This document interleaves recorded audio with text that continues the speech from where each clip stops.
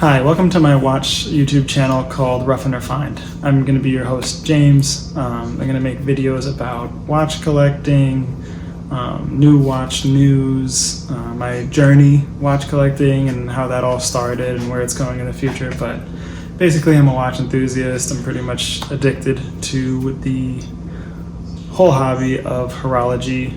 Spend most of my time reading and watching videos about watches.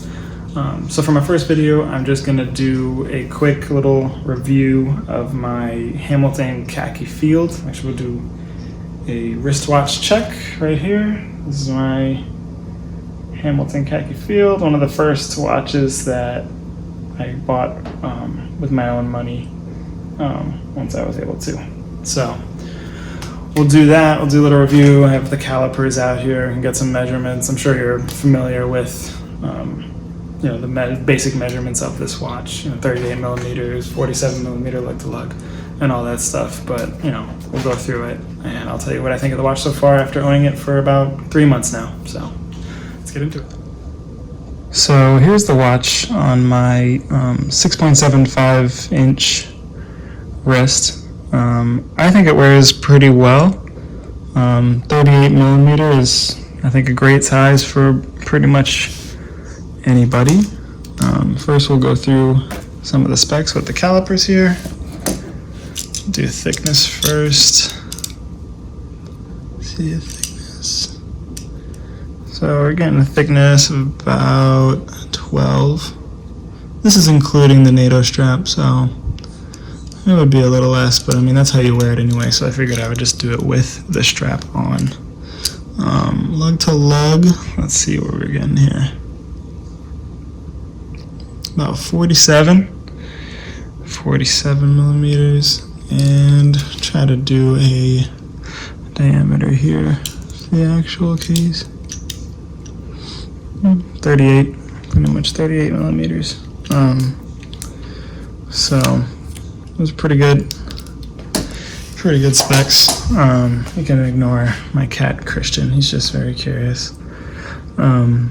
So yeah, I really like this watch. It's a little reflective on the sapphire crystal there, but I've had this watch for 3 months. I wear it a decent amount of time, and I really think it's the best Swiss watch that you can get for this price range. I think I paid around $400 for this, and I really couldn't see spending my money anywhere else besides Seiko. But like I said, in terms of Swiss watches, I think this is one of the best deals out there. I really like the sandblasted case, the nice simple white dial. I know the original ones, well obviously the original ones were smaller, and they had a black dial, and they were probably like 33 millimeters from what I've seen on, I've seen some vintage ones on Chrono 24 and other places. But I think this is a nice modern size of 38 millimeters, 47 lug to lug.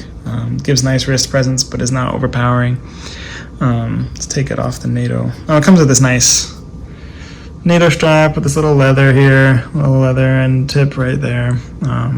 You kind of cinched that so that it's easier to go through the buckle, and it really does help. So I'll take it off of this right here. It's pretty simple. So now that we just have the watch head, because you can put this on any NATO strap, anything you want. It has hacking, seconds hand, so it's really easy to sync it up with maybe one of your quartz watches, or go online and find the exact time and everything. I researched and I found that was a requirement for this watch, so that it had to be hackable, and that seems to be something that most military watches have, is the ability to have hacking seconds so that you can coordinate with other watches, other soldiers, I'm assuming, and coordinate different things that you'd have to do. It comes with these removable spring bars. I know some military watches like the CWC G10 or W10, they have spring bars that are welded in. These are not welded in, so you could put a leather strap, but there is a large gap right here. So I would just keep it on a NATO just because that's, kind of how the watch is designed to be put in a NATO. It's a hand wind movement. I know it's a in-house kind of like a modified ETA movement. They slowed down the beat rate to get an 80-hour power reserve, which is really nice. This thing goes on forever. It's probably got the longest power reserve out of any watch that I have. It's water resistant to 5 bars. As it says on the back right here, water resistant, 5 bars. Just, for a field watch, that's nice. But yeah, I think this is the best Swiss watch you can get. I mean, I got mine at Macy's, actually, online. But yeah, I can't really think of anything better, really. If you guys can think of a better Swiss watch, mechanical Swiss watch, I should say, that you think is a better value, then, put it down in the comments. I know a lot of people research this watch, so if you want to put, if you have this watch, if you're thinking about buying this watch, you can put that in the comments. That's basically all I have to say. I think it's an amazing watch. I think it's going to stay in my collection since it's, the first mechanical piece that I purchased myself for my own collection. So it's definitely a big piece for me. And I think it's a big piece for a lot of people out there who are, new and old in terms of watch collecting. So that was my review of the Hamilton Khaki Field. I hope you guys subscribe. I'm going to be posting videos. Hopefully, I'm aiming for videos once a week.